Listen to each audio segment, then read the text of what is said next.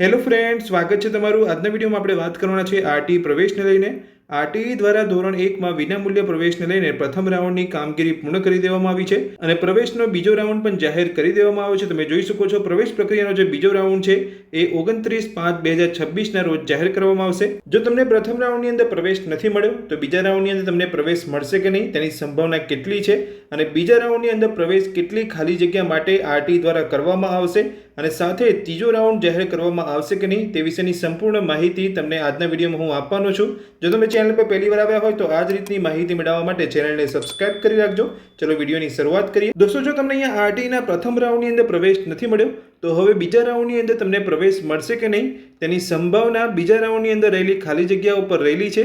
તો પ્રથમ રાઉન્ડ પૂર્ણ થયા પછી હવે બીજા રાઉન્ડની અંદર કેટલી ખાલી જગ્યાઓ માટે પ્રવેશ આપવામાં આવશે તો આરટીના પ્રથમ રાઉન્ડ પછી તમે જોઈ શકો છો કેટલા બાળકોને અહીંયા પ્રવેશ આપવામાં આવ્યો હતો તો 77,925 બાળકોને અહીંયા પ્રવેશ આપવામાં આવ્યો હતો આરટીના પ્રથમ રાઉન્ડની અંદર, જેમાંથી 900 વાલી એવા હતા જેમને પ્રવેશ કન્ફર્મ કર્યા પછી સ્કૂલ પસંદ ના પડતા પ્રવેશ તેમને કેન્સલ કર્યો હતો અને 3,832 વાલી એવા હતા જેમને પ્રવેશ મળવા છતાં સ્કૂલે પ્રવેશ કન્ફર્મ કરાવવા જ ગયા ના હતા, એટલે સ્કૂલે જઈને તેમને ડોક્યુમેન્ટ સબમિટ કરાવીને તેમને પ્રવેશ નથી મળ્યો। એટલે અહીંયા પ્રથમ રાઉન્ડની અંદર 77,925 બાળકોને પ્રવેશ આપવામાં આવ્યો હતો, જેમાંથી તમે જોઈ શકો છો કેટલા બાળકો અહીંયા પ્રવેશ કન્ફર્મ કર્યો છે તો 73,193 બાળકો અહીંયા પ્રવેશ કન્ફર્મ કર્યો છે। હવે વાત કરીએ કે આરટી દ્વારા શૈક્ષણિક વર્ષ 2026-27ને લઈને કેટલી ખાલી બેઠકો માટે અહીંયા આરટી પ્રવેશ જાહેર કરવામાં આવ્યો હતો તો તમે અહીંયા જોઈ શકો છો 83,687 બેઠકો માટે આરટી પ્રવેશ જાહેર કરવામાં આવ્યો હતો શૈક્ષણિક વર્ષ 2026 અને 27ને લઈને, અને તેમાંથી તમે જોઈ શકો છો પ્રથમ રાઉન્ડની અંદર 77,925 બાળકોને પ્રવેશ આપી દેવામાં આવ્યો છે। તો જે અહીંયા ટોટલ બેઠકો હતી તમે જોઈ શકો છો 83,687 છે અને પ્રવેશ આપી દેવામાં આવ્યો છે 77,925।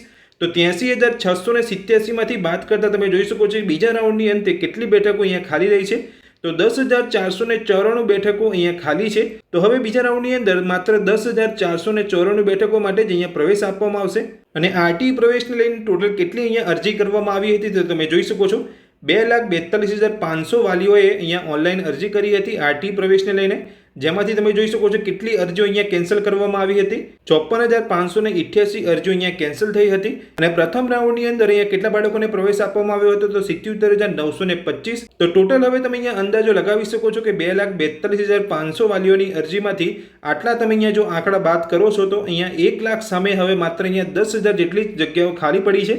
તો બીજા રાઉન્ડની અંદર 1 લાખ અરજી સામે 10,494 બેઠકો માટે બીજા રાઉન્ડની અંદર પ્રવેશ આપવામાં આવશે। એટલે પ્રવેશને લઈને સંભાવના તમે અહીંયા જોઈ શકો છો કે માત્ર 10,494 સામે અહીંયા 1 લાખ જેટલી અરજીઓ પડી છે।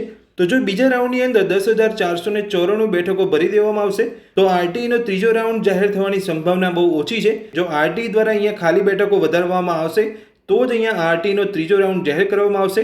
તો તમે અહીંયા જોઈ શકો છો આરટીનો જે બીજો રાઉન્ડ છે એ 1 લાખ અરજી સામે માત્ર અહીંયા 10,494 ખાલી બેઠકો માટે અહીંયા જાહેર કરવામાં આવ્યો છે। તો બીજા રાઉન્ડની અંદર તમને પ્રવેશ મળશે કે નહીં તેનો અંદાજો તમે આ આંકડાઓ પ્રમાણે લગાવી શકો છો। દોસ્તો, આજના વિડીયોમાં મેં તમને માહિતી આપી કે આરટીનો બીજો રાઉન્ડ કેટલી ખાલી જગ્યાઓ માટે જાહેર કરવામાં આવશે અને પ્રવેશનો ત્રીજો રાઉન્ડ જાહેર કરવામાં આવશે કે નહીં। તો આ માહિતી તમને ગમી હોય તો વિડીયોને લાઇક કરજો અને આરટીને લગતી દરેક માહિતી મેળવવા માટે ચેનલને સબસ્ક્રાઇબ કરી રાખજો।